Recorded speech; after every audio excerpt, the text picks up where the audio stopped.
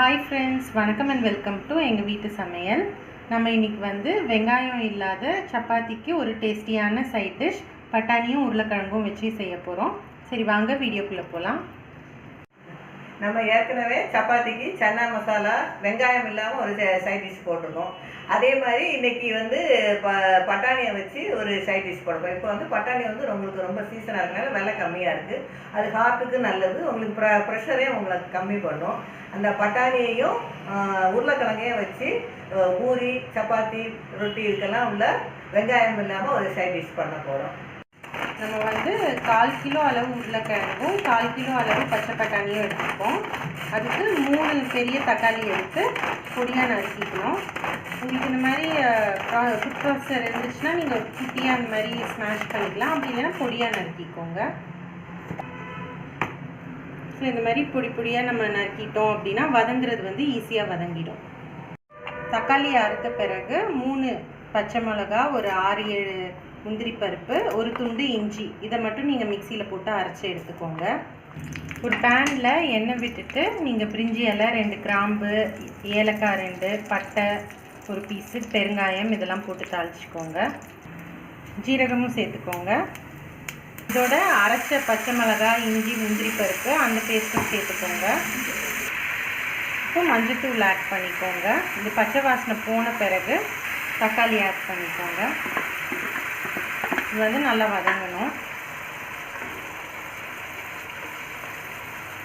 தேவையான அளவு உப்பு ஆட் பண்ணிக்கோங்க.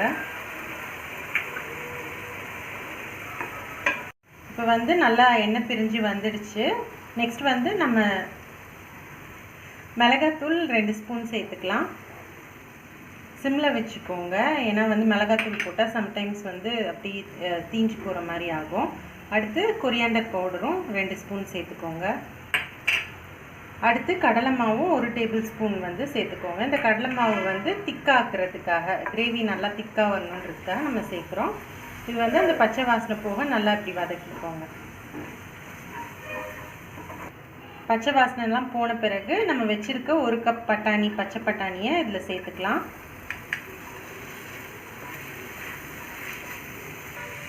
இப்போது இந்த பட்டாணி வேகிறதுக்கு தேவையான அளவு தண்ணி வச்சு நீங்கள் வந்து மூடி போட்டு ஒரு 10 நிமிஷம் போல் வேக விட்டுருங்க.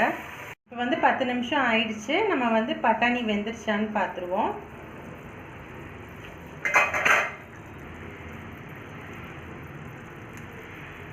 பட்டாணி நல்லா வெந்துடுச்சு.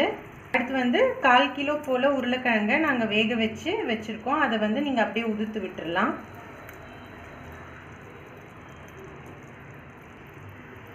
கட் பண்ணி போடுறத விட இந்த மாதிரி மசிச்சு விட்டோம் அப்படின்னா உங்களுக்கு வந்து நல்லா திக்காக இருக்கும் கிரேவி. உருளைக்கிழங்கு ஆட் பண்ணோன்னே நீங்கள் வந்து கொஞ்சோண்டு கரம் மசாலா ஆட் பண்ணிக்கோங்க. ஆட் பண்ணி நல்லா மிக்ஸ் பண்ணிவிட்டு அதுக்கப்புறம் கொத்தமல்லி தழை போட்டுட்டு நம்ம வந்து அடுப்பை ஆஃப் பண்ணிடலாம். டேஸ்டியான பொட்டேட்டோ பீஸ் மசாலா ஆனியன்ஸும் இல்லாமல் கார்லிக்கும் இல்லாமல் ரெடி ஆகிடுச்சு. இதை வந்து நம்ம பூரி சப்பாத்திக்கெலாம் தொட்டு சாப்பிட்டோம்னா ரொம்ப டேஸ்டியாக இருக்கும். ஸோ நீங்களும் டெஃபினட்டாக ட்ரை பண்ணிவிட்டு உங்களோட ஃபீட்பேக்கை எங்களுக்கு கமெண்ட்ஸில் போடுங்க. இந்த வீடியோ உங்களுக்கு பிடிச்சிருந்ததுன்னா லைக் பண்ணுங்கள், ஷேர் பண்ணுங்கள், சப்ஸ்கிரைப் பண்ணுங்கள், மறக்காமல் பெல் பட்டனையும் டேப் பண்ணுங்கள். அப்போ தான் எங்களோட ரெகுலர் அப்டேட்ஸ் உங்களுக்கு வந்து சேரும். தேங்க்யூ.